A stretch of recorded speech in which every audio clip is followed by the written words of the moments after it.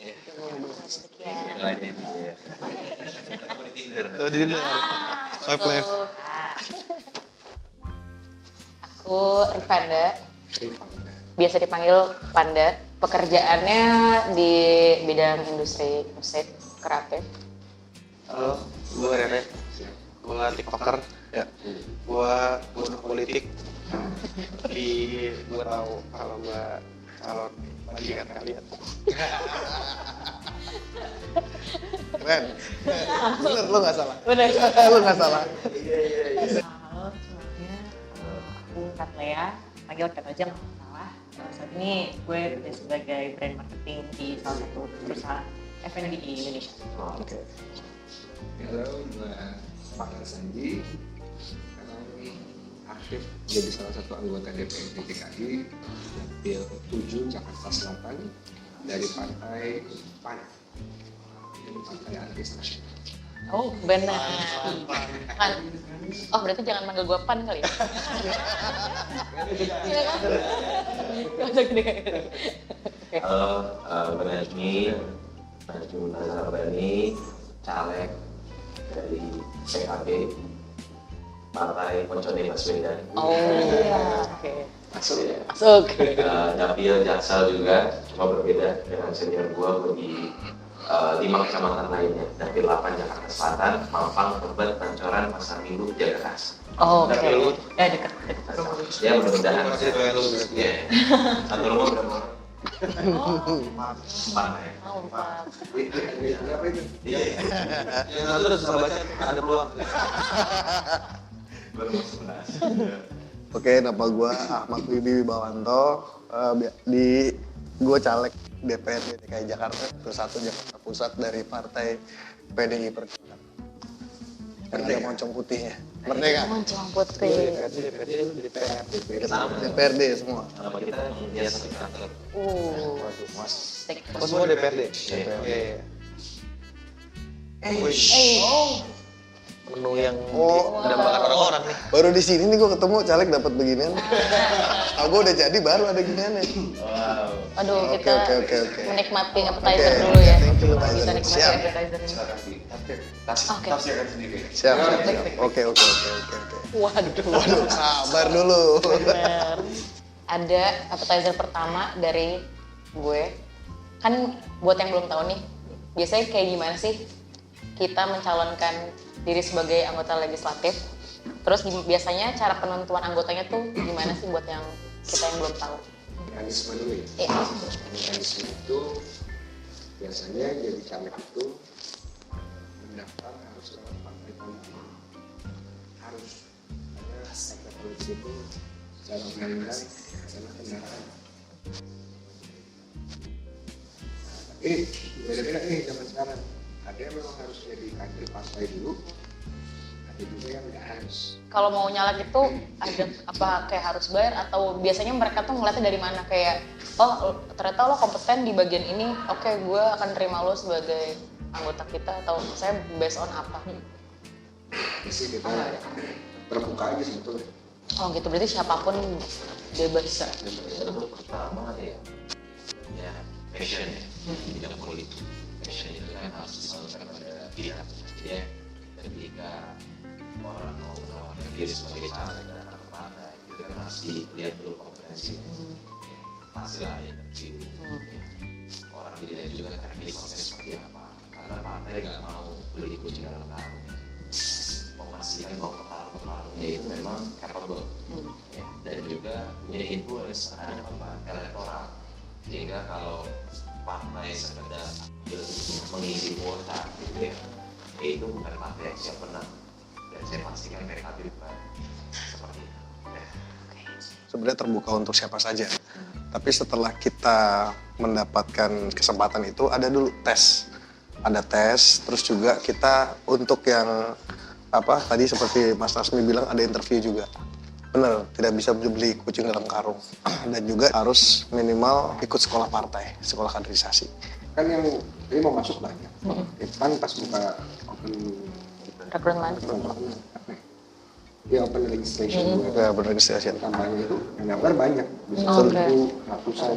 Betul. Tapi kan kuota caleg Nggak banyak. paling berapa? Ratusan lah. 106. 106 untuk DKI Jakarta. 106 doang. Jadi tadi makanya seleksi itu yang bisa masuk dapat tiket itu nggak semua. Oke, cukup ketat berarti ya. Ini kamu nih, Bang. Jadi kan Ngobrol. Yang baru pertama kali siapa? Main politik. Gue Lu pertama kali. Sebelumnya ngapain lu, Bang? untuk caleg gue pertama kali, tapi di partai sendiri gue dari 2014 di PD Perjuangan. Kalau lu, Bang? Gue caleg pertama kali, tapi melalui fase pematangan juga di politik cukup lama. Bahkan ini partai ketiga gue. Ini partai ketiga. Apa yang bikin lu yakin main politik? Gue suka dengan bersosial. Lu suka bersosial. Gue suka bersosial dari gue sejak sekolah, gitu ya, lanjut kuliah. Gitu. intinya sih kita banyak look up Sama. tokoh-tokoh model bahkan mungkin keluarga, bagaimana mereka bisa berbuat positif, berbuat banyak, berbuat manfaat yang banyak buat orang.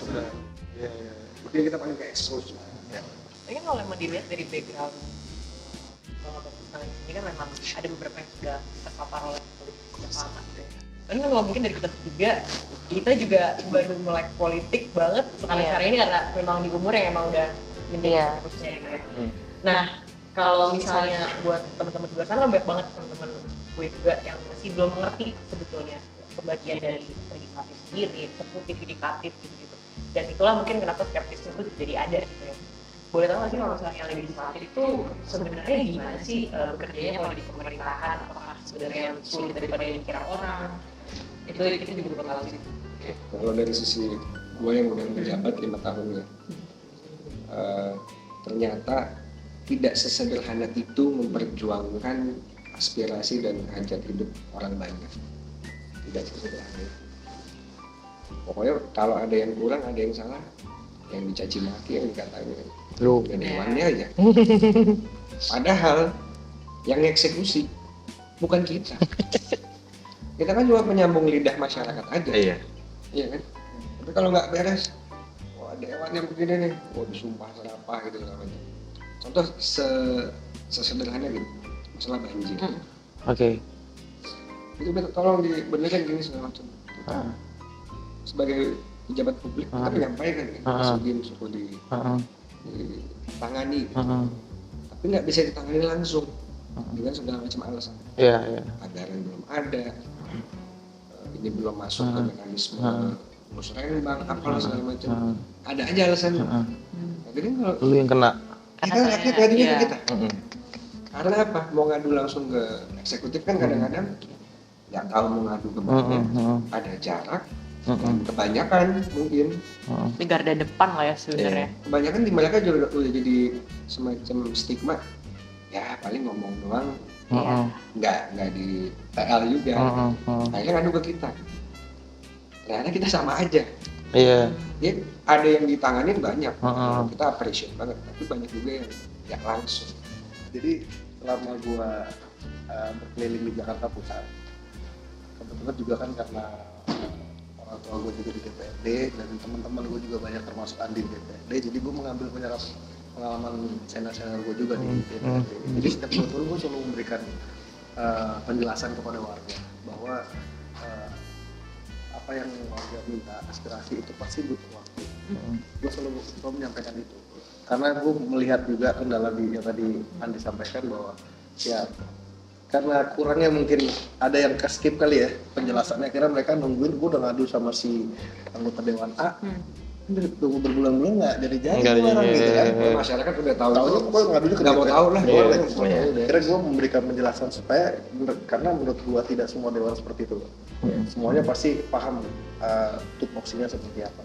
Ya mereka menjalani tupoksinya, tapi kan harus dijelaskan juga bahwa dewan ini sebagai, kalau gue tuh selalu menganggapnya sebagai connecting the dot gitu ya, penyambung lidah antara masyarakat aspirasinya ke eksekutif. Kita sebagai legislatif kan penyambung lidah nih, kita nggak perlu mereka mana kapan lo beres ini jalanan. Nah itu harus pelan-pelan sekarang gue gue jelasin ke masyarakat di dapil gue gitu. Dan pelan-pelan mereka yang mengerti, ada juga yang enggak.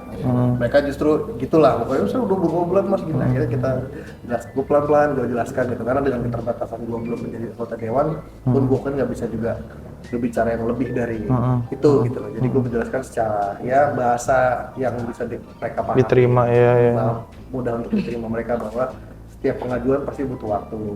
Pun nantinya saya sudah bisa menjadi anggota dewan dan percaya Bapak Ibu, saya pun juga nanti akan butuh waktu juga untuk bisa menjadi penengah semua jalan pot macet, partai ibu mati, pengaspalan jalan yang kayak gitu sih.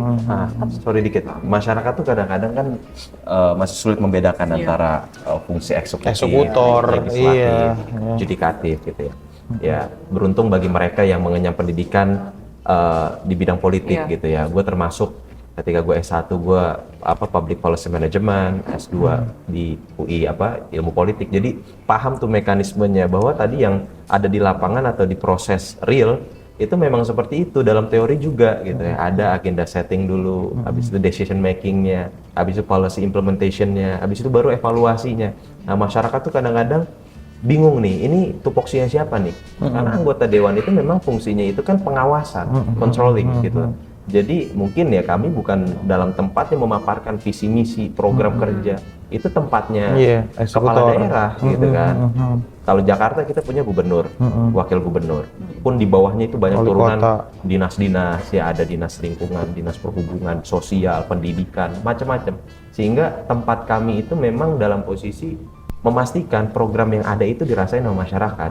Kadang-kadang planningnya lancar, mateng, tapi eksekusinya kok nggak ada. Kok masih ada masyarakat yang nggak ngerasain dari program A, program B. Ya.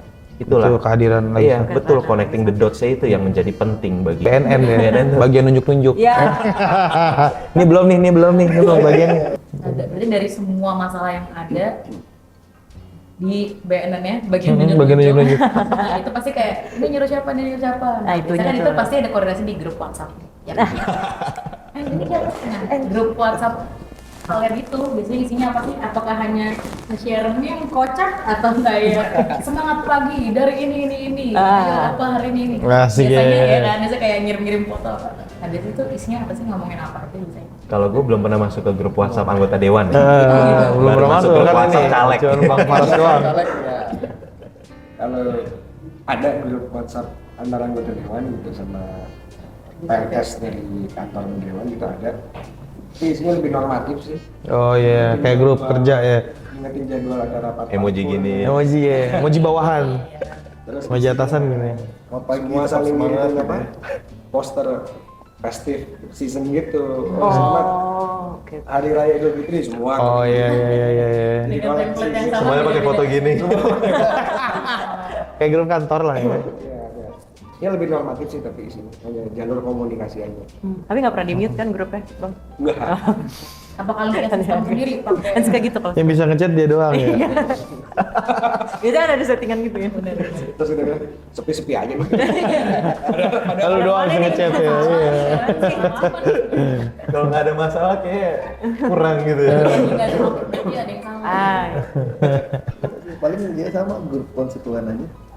Yang mereka ada misalkan fotoin mas buat di sini cuma 54. Oh, di sini bolong gitu. Iya, enggak. Nah, kadang-kadang emang caleg nih diribetkannya ya dalam tanda kutip gitu ya dengan masalah-masalah yang memang bukan tupoksi kita gitu ya. Ada caleg yang benerin selokan, ya bikin pompa air, macam-macam gitu loh. Itu memang gue menganggap positif ya. Itu bagaimana kandidat berusaha mengambil hati masyarakat gitu kan. Tapi memang yang tadi dari proses awalnya yang melakukan siapa, tapi kami yang cecer harus menanggung. Pak, ini kok begini, selama ini operasional kurang begini.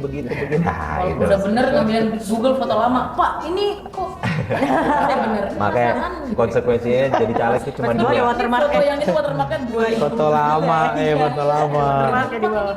Konsekuensinya cuma dua, makanya antara salah atau salah banget. Quote of the day. Oke bro, gue izin ya.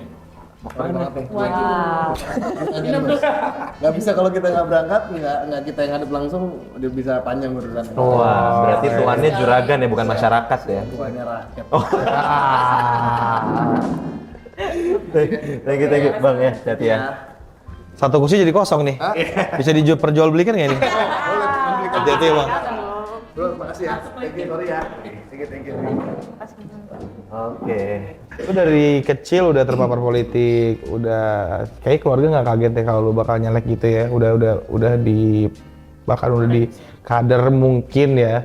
Ada nggak respon dari temen lo yang bikin anjir gitu kayak gua politik nggak ya gitu loh sampai lu bikin mempertanyakan keputusan lo?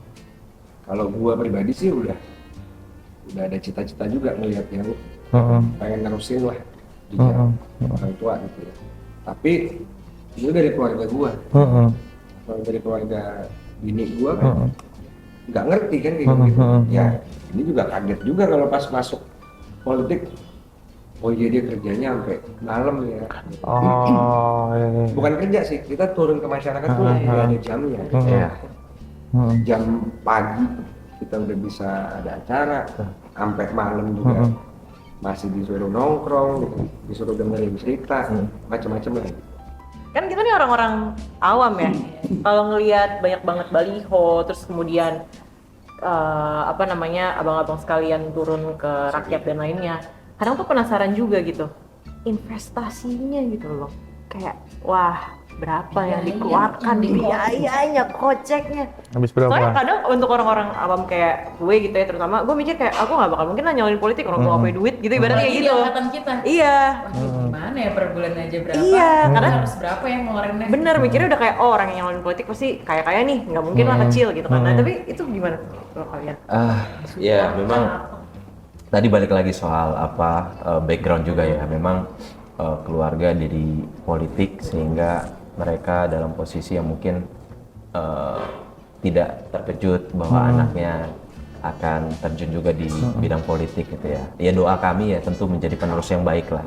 Amin. Khairi salaf ya, ada istilahnya gitu, menjadi penerus yang baik. Sehingga memang dalam support system memang kami terbiasa dibangun, baik itu keluarga, pertemanan, sahabat, saudara dan lain sebagainya. Jadi urusan juga kaitan dengan cost gitu ya. Memang gue secara pribadi mempersiapkan sejak awal. Dan cost ini jangan dipandang sekedar materi, tapi juga social investment juga penting buat seorang kandidat. Karena gue dari dulu itu pengen banget kalau gue terjun ke politik memastikan bahwa gue ini matang dalam apa? Matang dalam proses. Kadang ada aja ya anak muda yang nggak mau melakukan proses yang matang sehingga pengennya instan aja gitu. Misalkan ya itulah.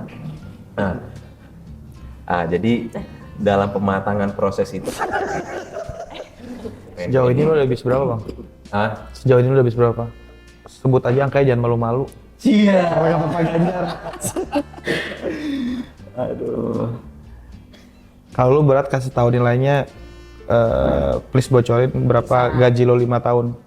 Jadi berarti gue tahu kan pasti pengeluaran lu di bawah itu dong. Range-nya. nggak, gue khawatirnya memang kadang-kadang ini gue ya ngerasa sebagai newcomer gitu ya, khawatir jadi anak muda takut masuk politik ketika memang kosnya itu kita sebut, karena tantangan kita itu membelah pragmatisme ini sih, ya gitu. Tantangan kita itu memunculkan gagasan beyond dari transaksional gitu loh. Gue khawatir kalau sekedar angka gue sebut nanti malah, aduh berat. Gaji lo 5 tahun berapa sih Bang? Kalau lu beliau yang tahu. 5 tahun nih. Per bulannya DPRD DKI itu paling tinggi se-nasional gitu. Itu bisa. Kenapa PBD DKI paling gede ya? Karena dia nggak ada anggaran, tidak ada dana aspirasi. Jadi dikonversi jadi tunjangan, dikonversi jadi take home pay. Cuman akhirnya ngurusin semua operasional cost, jadi gaji, nggak ada dana aspirasi. Di situ jadinya Sebenarnya dapat banyak, keluar banyak.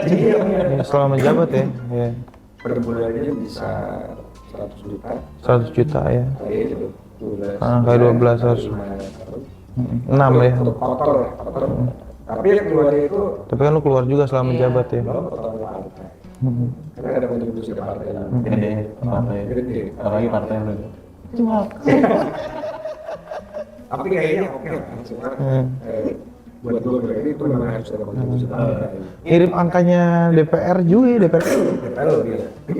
DPR Kemarin gue dengarnya 5 tahun DPR. DPR setahu gue, gajinya nggak terlalu gede, tapi tunjangannya Yang gede. Berarti per bulan itu ada include TRSS, apa program belum take home-nya doang. Itu berarti di bawah itu angkanya. Oke lah ya, bayang lah ya kisaran. Cuma kan kalau boleh jujur, yang diterima bersih tiap bulan itu juga sama Pasti di bawah itu. penghasilan gue lagi ngebisnis gitu juga sama. Maksudnya Iya. bisa lebih gede kalau gue bisnis juga. Iya. Juga kan aja. Iya. Karena kan ya belum lagi potong aja nih bahas masalah kos. Kos sebenarnya itu kita balikin ke kemampuan. Kita constrain kita. Cuma punya sekian, lo mau berharap cuma berapa lagi atau cuma punya sekian enggak? Tapi Menurut lo jadi harus diatur nggak sih bang kalau gitu? Kan sekarang jadi abstrak ya. Misalkan lu dapet cepet sebulan terus kayak aku sayang nih gue pakai 20 aja lah buat kerjanya misalnya gitu ya. nah itu actualnya kayak gitu.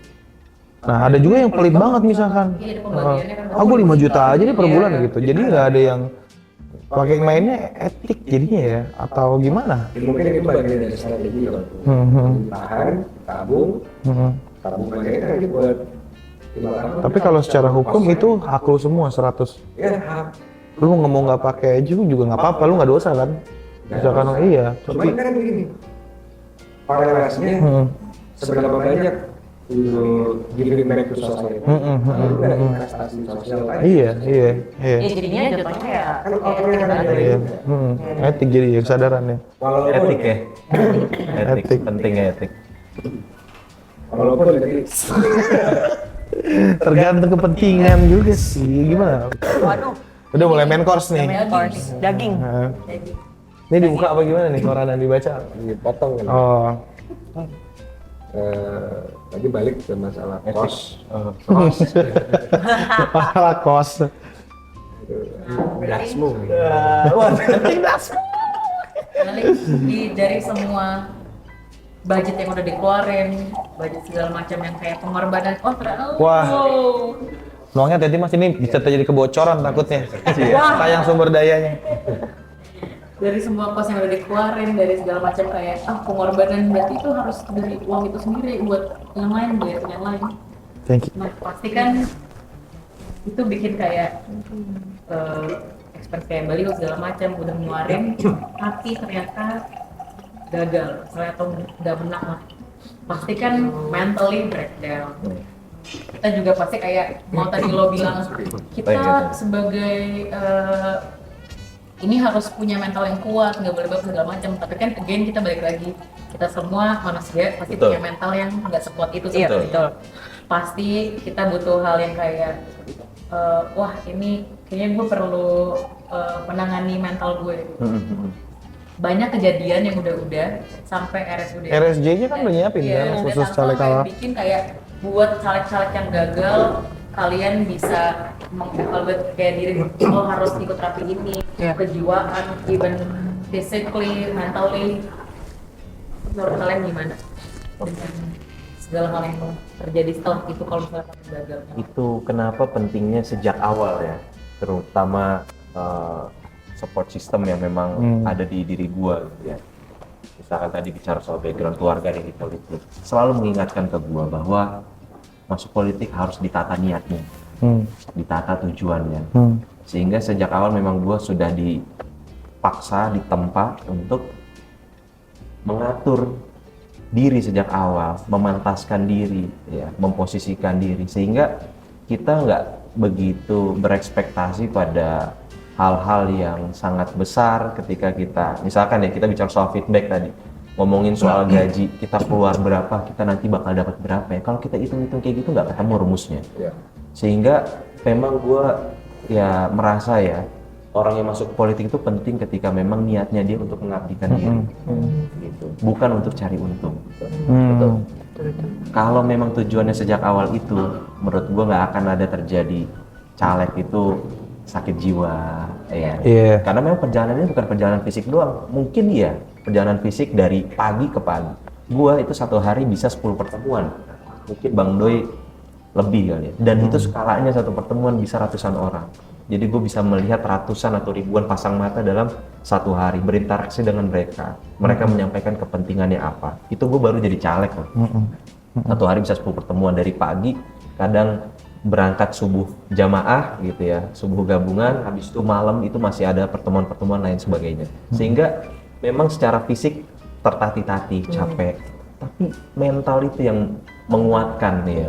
Maksud gua kalau fisik bisa lemah, ya kita istirahat selesai. Tapi kalau mental ini enggak, iya berantakan, itu bahaya banget. Sehingga yang menguatkan gua adalah mental dan ya tadi disokong oleh support system yang matang lah, sahabat-sahabat tentunya yang selalu ya ada. Kita juga kan butuh ketawa-tawa ya Bang Rere. Ini gue kali ini ngeliat Bang Rere agak serius gitu. Biasanya dia ketawa-tawa. Serius dan nggak pakai helm kan? Iya. Helm gue itu yang bikin ketawa ternyata. Kalau copot serius gue. Kita sebenarnya manusia normal ya. Maksudnya kita tetap butuh hangout, ketawa. Nah itu pintar-pintar kita juga menyelipkan gimana cara kita memitigasi jangan sampai kita masuk RSUD tadi. Gitu. Dengan apa? Menyelipkan candaan tawa. Ya kita tetap hangout sama sahabat. Walaupun di RSUD masuknya ketawa-tawa juga kan? Iya, beda. Beda tafsiran. Ada juga caleg di Bondowoso yang katanya jual ginjal. Pernah dengar? Waduh. Pan lagi. Siap cuy. Dari pan ya? Dari pan. Itu gimana? Gitu ya, gitu ya. Copatnya gimana? Gimana tuh? Ya memang karena nggak ada modal, nggak cukup modal. Katanya itu bukti keseriusan dia ya. Betul. Waktu itu gimana partai lu nanggepinnya bang? Terakhir kalau nggak salah sempat dipanggil ketum juga, Hmm. dipanggil ketum ya bentuk apresiasi. Dapat alhamdulillah sih emang ketum dibantu sih, maksudnya nggak hanya dia ya, dia nggak jual ginjal pun dibantu juga gitu. Ngomongin soal mendapatkan ya mencari pijakan dan sebagainya kan butuh kepercayaan dari masyarakat. Mungkin salah satunya caranya kita kan berkampanye itu dengan kalau abang-abang sekalian baliho memasang segala macam lah gitu di jalanan dan lain sebagainya. Tapi pengen tahu sih sebenarnya kalau nanti udah selesai nasibnya tuh gimana sih? Mas, kayak apakah akan dibiarkan saja sampai diturunkan oleh yang bertugas nanti atau ya memang ada cara penanggulangan lain yang udah di-prepare sama masing-masing kandidat gitu. Nanti kalau misalnya saya kepilih ya saya akan begini, kalaupun saya nggak kepilih ya juga akan saya benahi lagi gitu. Oke. Kalau gua, nah ini semangatnya sama sih pasti yang anak muda lain. Karena salah satu isu yang gua raise juga adalah isu lingkungan. Jadi nanti nih beriringan dengan konten ini keluar, gue pun akan rilis konten gue bikin sayembara. Semua spanduk gue, memang yang boleh nyambut itu hanya Satpol PP. Bawaslu aja, Badan Pengawas Pemilu aja nggak boleh. Hanya Satpol PP ya. Satpol PP. Semua spanduk gue di jalan yang nemuin, silakan bantu cabutin. Karena kalau Satpol PP yang nyambut, dia akan taruh di kantor-kantor kecamatan semua segala macam, dibuang. Ya mungkin diloakin, dibuang atau. Gue bikin sayembara, semua spanduk gua, baliho gua, tolong bantu rapihin selama minggu tenang. Kirim ke antar aja ke posko gua, kita bisa silaturahmi. Sekaligus nanti gua loakin. Dan jadi yang bantu dapat insentif, spanduknya pun gua sudah punya workshop untuk ngerjain itu jadi recycle, jadi sebuah output yang yang kreatif lah. Dan nanti outputnya itu akan gue bagiin lagi ke Masyarakat. UMKM. By the way, gue biasa ngantongin ini nih sekarang. Wah, Itu apa tuh? soal APK. Ya, surat suara, contoh surat suara. Ya, ini bagian edukasi juga nggak masalah ya. Jadi memang mau orang seganteng apapun nih di jalanan, ya setampan apapun, secantik apapun, itu nggak ada mukanya, nggak ada kecuali capres ya, capres dan juga DPD itu baru ada mukanya. Jadi kurang lebih nanti simulasinya begini. DPD malah ada mukanya. DPD ada mukanya. Kenapa ya? Karena sedikit. Oh iya. Caleg kita itu, kalau gua di dapil 8 itu ada 12 per partai. Partai total ada 18. 12 ke 18 216. 211 nyari berapa tuh? Kalau ada mukanya Nyari 12 dari 211. Jadi begini, nanti bakal lebih gede ya. Contohnya begini, muka Bang Endo yang tampan di jalanan, di billboard, nggak ada di sini. Makanya masyarakat mesti kenal nama kita, nomor urut kita. Pentingnya kita keliling itu ya begitu, menyampaikan. Nah, bener. Tuh, Gua nggak tahu dicoloknya di sini. Iya, Ya, Kalau partai doang boleh kan? Boleh. Nyolok partai itu nanti larinya ke suara partai. Suara partai kan, iya. Tapi Kalau lu nggak kenal sama siapapun, ya. Kalau partai, Nyolok partai. itu sah berarti. Nah, dari semuanya kan berarti ada penentuan dapil itu biasanya yang menentukan itu siapa sih yang bakal calegnya sendiri atau gimana? kalau preferensi memang dikembalikan kepada sang kandidat ya. Tapi penentuan itu tetap keputusan ada di tangan partai. Ya. Tapi kalau gua memang sejak awal berproses niat memang memulai dari rumah. Nah, kebetulan gua bermukim rumah juga di selatan, ya di Pancoran. Jadi ya ini ada sebuah kebanggaan lah ketika gua mulai dari lingkungan terdekat gua gitu. yang menentukan tetap partai. Kadang-kadang ada yang tinggalnya enggak. Kita kan ada di selatan, mungkin di utara, banyak gitu. Banyak juga ya. Ada gue lihat juga orang Jakarta nyaleknya juga di Kalimantan juga ada. Bakal works gak sih gitu? Iya, itu gimana ya? Biasanya mereka itu ada dua. Kadang-kadang kan ada yang putra daerah Kalimantan, cuma sudah merantau. Iya. Tapi di sana. Mereka ingin balik membangun Mengabdi daerah. ya. Oh, Kita akan nyaleknya di sana. tapi ada kebebasan nggak sih untuk kandidatnya untuk menolak misalnya kalau diposisikan nama partainya gitu kayak ada nggak ada kebebasan nggak atau memang untung-untungan aja gitu? Tidak ada yang bisa melarang kebebasan itu. Cuman kita harus tahu bahwa yang megang tanda tangan tintanya ini ada di partai. Ya kita nolak kalau tidak itu ya akhirnya nggak ada petiknya. Sekarang kalau lu jadi warga biasa mau milih, kasih gue tips dong untuk cara lihat track record tuh gimana dan apa gitu loh, apa yang dilihat gitu, red flagnya apa? Ada rekam jejak. Nah, rekam jejak tuh gue nyari apanya biasanya, info-info apa tuh? Ini gue mau bedain dulu. Yang memang menengah ke atas sama menengah ke bawah. Menengah ke atas mereka udah sangat Gadget. banget gitu. Gua cari di sosmed, Google namanya itu ada semua. Memang saya sih kita belum punya satu Layanan. link ya, untuk kita bisa lagi ke sana mencari rekam jejak. Bahkan di website KPU aja kan ada biodata kita. Kita juga sangat detail. Sayang sekali itu belum ada. Kalau nggak salah dulu ada namanya Jari ungu, jadi itu dia kan beberapa independen tapi ya. iya tapi kan gimana cara cari tahu sebenarnya pribadi aja kan di jalan kan cuma bisa tahunya dapil ada 150 orang ini ada 211 belum lagi sedekati ini memang agak susah harus ada kayak cara masing-masing partai. Iya, belum ya itu satu mempermudah. itu lainnya ya. Tapi kalau yang menengah ke atas seperti yang menolak gadget cari di sosmed tuh karena sosmed itu sih ada juga sosmednya kan ada. Iya, benar. Jadi juga isinya paling kalau kita lagi bagi-bagi informasi atau bagi-bagi sesuatu yang bisa dibagi, paling atau nggak ketemuan sama ustadz kayak lu atau partai-partai lu. Kalau orang PKB kan biasanya gitu ya, isi IG-nya ya, gue udah ketemu sama Bapak Jenggot ini gitu. Kalau yang menengah ke bawah yang Susah. challenge menang. Makanya gue selalu percaya kalau kita nggak turun ketemu langsung. Makanya kita selalu bilang ibu-ibu kasih zaman bu mau pilih caleg pertanyaan nggak ketemu tapi ibu mau menggunakan hak suara itu mahal loh bu. Jadi itu asal cuma cap cukup aja pilihnya.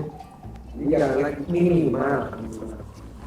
Kalau belum percaya sama orang, tapi seenggaknya yang terakhir ketemu dia dan dia tahu orangnya kita. Sebenarnya kalau dia tidak berpilihan di detik-detik akhir, ya itu cuma niatnya berapa sebenarnya Minimal gitu. Daripada milih yang dia nggak kenal, boro-boro mau percaya, ketemu aja nggak pernah. Itu yang paling susah saat ini yang Susah ya kenali rekam jejak gitu ya berarti ya. banget. Disuarakan terus tapi kenali rekam kalau jejak. merasa pemilu doang, nyarinya pasti susah. Makanya kenapa cari-cari itu ataupun kita lah sebelum nyalek harus berkiprah di tempat lain, di organisasi, juga di partai segala macam. Jadi masa kenalannya tuh Panjang. Berarti bukan pas mau nyalek. Udah menjabat, para legislatifnya lupa apa gimana sih waktu masa kampanye dia bergaul, ngobrol, kok ujung-ujungnya lupa lah jatuh lagi. Bukan lupanya ya, satu itu kan karena opportunity. Melihat ada peluang tuh, ya kalau tidak dibentengi sama apa iman takwa ini ya hilaf aja itu satu opportunity. Tapi yang lebih parah ini kalau melihat ini karena mereka ada leverage, ada beban kos politik yang mahal, bingung harus duit, cari segala macam. Nah ini yang pribadi, tapi gue juga sama teman-teman yang juga tadi semangatnya apa? Kita pengen ngekat cost of politik ini biar nggak mahal. Yang mereka butuhkan kalau pragmatis sudah ada yang diberikan segala macam itu udah menjadi konstruksi sosial panjang yang juga susah. Karena mereka juga butuh. Iya betul. Nggak dikasih juga, dikasih mereka juga butuh. Tapi kan yang salah adalah kalau nakrak ya ini dikasih, ngasih ini. Yang ini ngasih ini. Salah. Bukan itu hanya oleh-oleh. Gitu lah, hanya oleh-oleh. Kali kasih jangan dipandang. Oke, gua akan milih siapa yang paling banyak. Salah. Harus lihat siapa yang bisa dianggap terpercaya amanah, gagasannya apa. Dan gagasan perjuangan. Nah ini yang kita berharap ternyata yang paling besar polisi itu di presence lagi, kehadiran itu. Betul, kita rasakan betul. Kehadiran. Karena maaf, mungkin banyak yang juga cari-cari. Tapi masih di kisah aja kan? Kisah aja nggak ada. Investasi yang keliling. Iya. Ya makanya kenapa boleh carikan layangan lagi. Ibu nggak kenal, jangan dipilih kok kalau nggak kenal. Saya pun sekalian, ibu lihat spanduknya tapi saya belum punya kesempatan atau belum berjodoh turun. Jangan ibu pilih saya. Ada pernah gue liat caleg di Instagram gue, dia bagi-bagi kalender gitu. Tapi dia dari dalam mobil anjir pakai gini. Tipsnya yang bagi-bagi kalender, ya dia di pasar nih. Terus kayak, udah bagi ini gitu kalendernya. Turun tuh tipsnya bagi-bagi kalender. Dia dalam mobil. Bapak Ibu ya ini mohon diterima. Iya di videoin. Lucu banget. Dia di dalam mobil tuh mohon diterima. Gue bilang, Lu pikir lu keren. Asal kayak, ini lo kalender doang. iya, gue bilang turun kayak tampak tunjukin tampang lu kayak. Iya. Ya. Tiap caleg. Cuman mungkin untuk matahin hal yang udah terjadi secara bertahun-tahun kayak kita memang butuh kolaborasi baik dari calon juga Iya. dari masyarakat juga ya untuk bisa lebih bijak. Iya, politik cerdas itu hasil kolaborasi antara kandidat dengan pemilihnya. Kalau masyarakat hanya di fase yang itu dia nggak bisa transisi. Oh iya. Oh, martabak. Sempurnakan. Martabak coblas. Menu terakhir ya. Bisa isinya manis-manis gitu. Iya. Oh, manis-manis. Manis-manis. Bikin diabetes. Untuk pembukaan dessert pertama mungkin gua akan tanyakan, ini kan ngomongin banyak mantan koruptor bisa nyalek juga. Terus ya kita juga tahu, mungkin beberapa kan juga tahu kalau korupsi di Indonesia juga sifatnya ada struktural, warisan struktural dan udah membudaya gitu lah. Gua pengen tahu. Ya ini mungkin agak mini kampanye ya, tapi gue mengharapkan bahasa yang bahasa tongkrongan lah gitu. Kalau lu udah menjabat nanti Bang Faras, Bang Najmi, kenapa, kasih tau gue kenapa lu nggak bakal korupsi? Kenapa alasannya lu nggak bakal korupsi? Dan kalau misalkan lu amit-amit, lu jatuh masuk di pusaran itu, apa sih yang lu inget-inget untuk lu balik kayak anjing udah nggak beres nih gua harus cabut. Itu apa yang lu harapkan ada di kepala, di bayangan lu inget siapa, mungkin lu inget keluarga, siapapun, apa yang akan menghentikan langkah lu korupsi dan kenapa lu nggak bakal korupsi? Jadi sampai detik ini dari awalnya akan gue maju dunia politik, gue ingin merubah citra.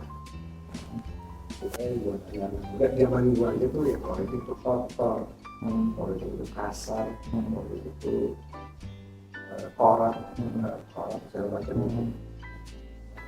Juga lah, kalau ada pencitraan yang baik dari generasi kita, setidaknya insya Allah masih ada sisa harapan bahwa itu masih bisa diubah. Kalau dihilangkan total kayaknya Butuh waktu. Mungkin nggak bisa cepat dan deh. kayaknya agak klise. Karena di dunia manapun juga nggak Pasti ada. nol banget. Iya, iya. Diminimin doang paling Terus besar. ada, tapi minimal harus dirubah. Ini kan karena konstruksi sosial, maka rasanya matahin dulu. Tidak bisa gue sendiri. Makanya kenapa gue selalu kan kita kenal lama nih. Jadi mulai sebelum terjun politik pun banyak nanya juga. Gimana bang kalau nyalek, gimana bang politik? Gue nge-inspire juga punya jalannya sendiri ya, tapi kok nge-inspire kayak gitu bantu dulu. Nanti nggak sendiri juga akan kasih tau yang lain juga anak muda lain. Karena kan gue beli, apa kan gue ada generasinya. Gue ke dia masih oke. Tapi generasi Gen Z ke Alpha dan seterusnya kan Asli lebih kan. Gue butuh itu, butuh barisan. Nah, semoga insya Allah ya, yang pertama ini gue selalu diingetin sama bokap tuh keras banget. Supaya kamu hati-hati sampai kamu jemput, gak usah nunggu polisi, papa yang anterin langsung gitu. Dan dia Anterin langsung. Tapi. dia ngomong gitu. Bahkan ngomongnya bukan jemput doang. Di rekam, di lain dia ngomong gitu juga. Di depan publik lagi satu acara bareng dia ngomong gitu juga. Tanyanya itu terpatri di mindset bahwa dia gitu. Muncul tuh yang bokap lu. Itu satu. Kedua, selain saksi hukum ini ada saksi sosial. Dia itu pasti keluarga. Itu akan keluarga itu karena gua akan Ya, kena dampaknya. potret gitu kan orang tuanya seperti ini. Cuma kalau gua aku jujur godaan itu di dalam. Iya, di dalam masih berat banget ya. Tapi lu punya pilihan. Lu mau ikut atau enggak? Lu punya pilihan. Dimusuhin nggak kalau nggak ikut? Diomongin nggak? Ya, alhamdulillah so far sih sejauh ini tunjukin aja lo anak baik-baik. Sehingga dari awal juga lo Udah nggak diajak. baik-baik. Tunjukin aja lo nggak ngerti. Sama kayak di sekolah lah ya. Iya. Ya lo nggak diajak. Tapi bukan gua. Terus abang kalau misalnya tahu kayak gitu, kenapa nggak melaporin? Bukan gua nggak melaporin, karena karena di awal sudah membatasi. Setelahnya kan gua juga nggak tahu. Iya. Lu mau cepuin siapa? Mau cepuin di mana? Orang juga nggak tahu dari awal Orang nggak ikutan. Iya. Soalnya kalau lu jadi bagian terus lu terjebak sehingga lu harus MT-in gitu, temen cepuin, lu lain cerita. Makanya gue bilang dari awal lu mendingan langsung bendengin diri, posisikan posisi lu, udah lu ada baik-baik aja. Iya. Jadi nggak usah ikut-ikutan. Dan orang juga langsung ya nggak jadi Ya, nggak usah ini ya. itu paling banget. Kebayang keluarga lu, kebayang bokap lu, Iya. kebayang keluarga lu, kebayang konstituen lu, dan lu punya tipsnya ya untuk kayak udah pura-pura jadi Player Dardi role ya, aja. player role. Gimana dengan lo kan? Iya, korupsi adalah penyakit kronis yang memang nggak cuma mungkin pejabat ya, ada di lintas sektor, ya, bahkan di perusahaan pun ada aja tentang korupsi. Ini balik lagi bagaimana niat itu kudu ditata sejak awal, sehingga malah lebih niat. Ada istilah kan power tends to corrupt, absolute power corrupts absolutely. Nah, itu kenapa penting banget menurut gue power itu dijaga. Dijaganya itu dengan apa? Dengan aksi kolaboratif. Pejabat itu kerjanya itu sebenarnya kayak di akuarium. Jadi orang tuh bisa melihat apa yang dia lakukan, proses-proses apa perumusan kebijakan itu orang tuh harusnya mengawasi gitu loh. Jadi semangat gua sebagai anak muda, ya tentu mungkin kandidat lain itu pengen ada pengawalan transparansi itu yang harus dihadirkan ke publik. Kita capek dibohongi sama pejabat, kita capek dibohongi sama janji-janji manis. Karena apa? Balik lagi ke analogi tadi Panjat Pinang, yang menjadikan kita itu bukan diri kita sendiri. Ada barisan perjuangan yang sudah kita bangun selama mungkin bertahun-tahun.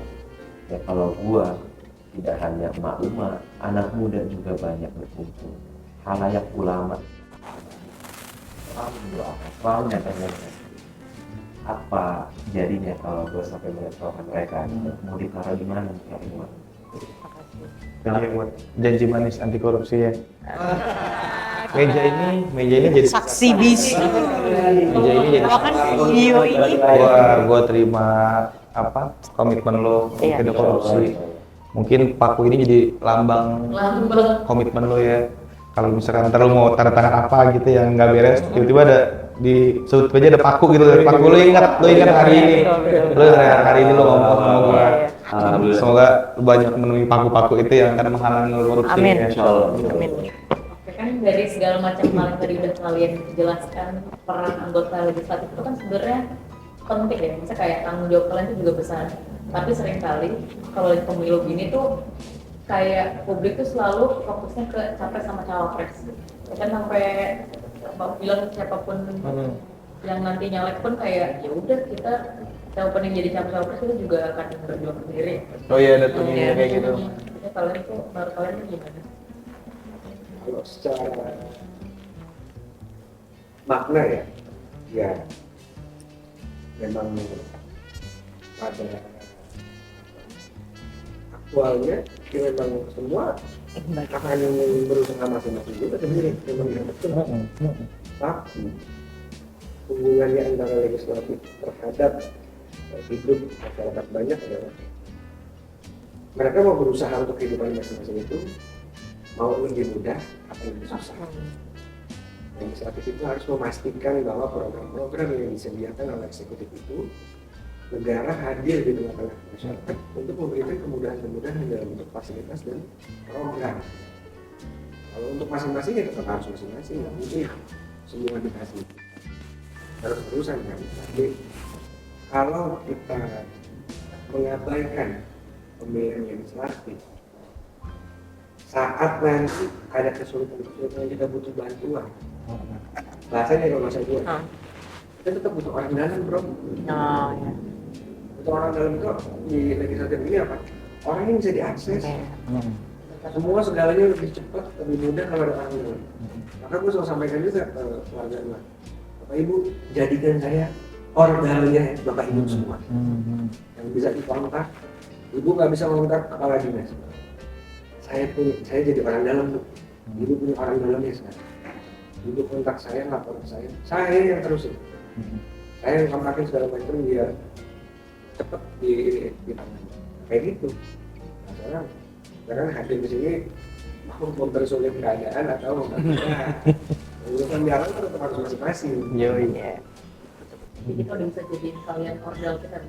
Asik, Kalau gue pribadi sampai kontrak gue habis Agustus 2024 bisa. Iya, gue minta nomor lo ya. Karena gue juga banyak Baik. meskipun gue nggak ada pilot, tapi gue banyak beroperasi di situ gitu. Saat gue dilantik 2019, maka gue sudah secara otomatis milik seluruh warga DKI Jakarta. Thank you udah ngobrol-ngobrol sama kita ya. Thank you banget. Dan Terima kasih banyak kesempatannya.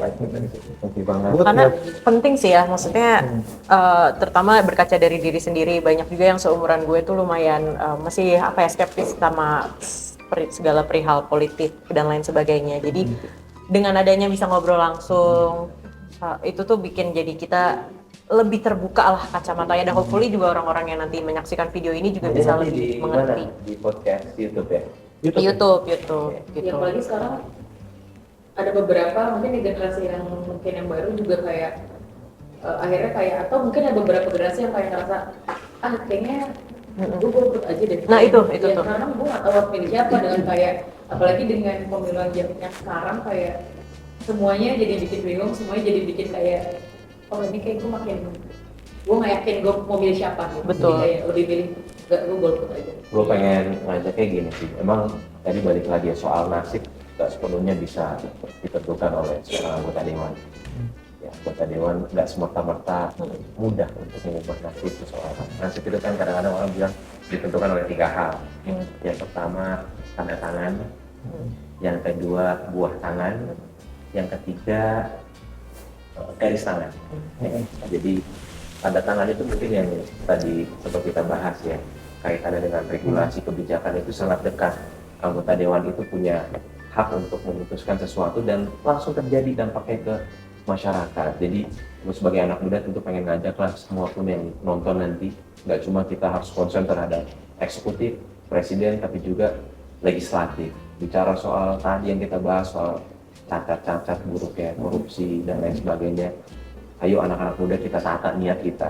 Ini gue bukan bicara soal diplomatis ya, tapi emang kalau semua diawali dari niat yang baik, kayaknya itu Ujungnya juga baik. Bahkan guru gue bilang kalau ada amalan akhirat, ya dalam hal ini mungkin kegiatan-kegiatan spiritual, lu sholat, lu puasa, lu zakat, lu haji, tapi niat lu sangat dunia, lu ingin dilihat lu soleh, dilihat lu alim, Percuma ya. itu nggak ada nilainya. Ya, tapi sekalipun amalan dunia, seakan-akan amalan dunia, kita berpolitik, kita nongkrong, kita dagang, tapi niat lu akhirat, niat lu membantu, niat akan masyarakat, itu nilainya akan sangat terasa. Itu jadi balik lagi anak muda menurut gue ya harus ditata niatnya, dan mudah-mudahan kami berdua sebagai salah satu representasi anak muda yang mau menjadi. Terima kasih sekali loh atas waktunya. Pesan terakhir, jangan sampai 14 Februari kita golput. Karena harganya mahal sekali. Anggaran 5 menit kalian dipilih suara akan menentukan 5 tahun ke depan. Terima kasih. Thank you banget lu udah nuangin semua komitmen lu di meja ini. Terima kasih Dan di banyak. meja ini juga gue taruh faith gue ke lu, Iya, betul. ya. Lu taruh komitmen ke tengah, gue taruh faith gue ke tengah yang tanda tangannya nggak jadi. yang udah Iya, apa, Pak. yang tadinya kita berat untuk kasih itu kan, tapi selalu tiap ketemu caleg gue akan kayak, ya ternyata kalau udah kenal ya beda gitu. Kalau lihat lu di baliho doang, apalagi nggak ada gagasannya, cuman gini doang kan Iya, bingung, bingung Apalagi banget. gini doang bingung gue, gini doang tuh maksudnya apa gitu kan. Tapi akhirnya gue bisa kenal lu lebih deket, dan ya meja ini jadi saksi. Semoga tahun ini menjadi langkah baru buat negara kita, dan 2024 ada harapan.